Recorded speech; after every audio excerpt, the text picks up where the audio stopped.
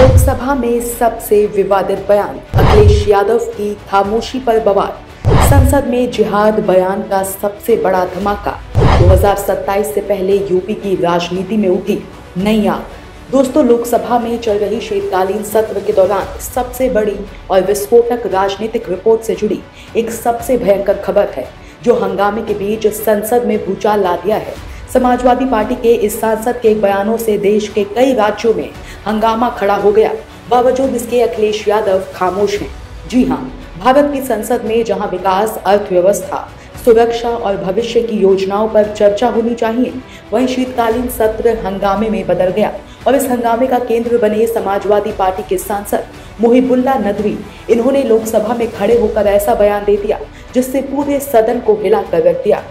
नदवी के जिहाद वाले बयान ने न सिर्फ संसद में हंगामा करवा दिया, बल्कि यूपी की सियासत में भी आग लगा दी।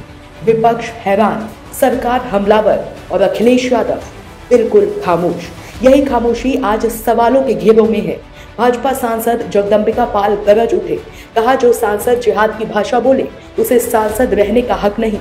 वहीं दिनेश शर्मा बोले ये देश संविधान से चलता है, जिहाद की नहीं कानून की चलेगी। और दूसरी तरफ दर्शन सिंह चौधरी ने साफ कहा 2025 के मोदी के भारत में कोई भी वर्ग असुरक्षित नहीं, अशांति फैलाने वालों को छोड़ा नहीं जाएगा। दूसरी ओर नदवी अपनी सफाई में कहते हैं मीडिया मजाक उड़ाए तो उसका बहिष्कार भी जिहाद है। लेकिन सवाल ये, क्या संसद में जिहाद जैसे शब्द का इस्तेमाल महज बयान नहीं बल्कि आग में घी डालने जैसी हरकत है?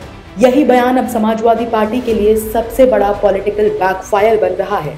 बिहार में हार, यूपी में बढ़ता दबाव, एसआईआर विवाद में बढ़ती मुश्किलें और अब संसद के अंदर खुद पार्टी के सांसद ने ऐसा मुद्दा उठा दिया जो सपा के हिंदू वोट बैंक को सीधे झकझोर रहा है। बीजेपी पूरे मूड में आ गई है।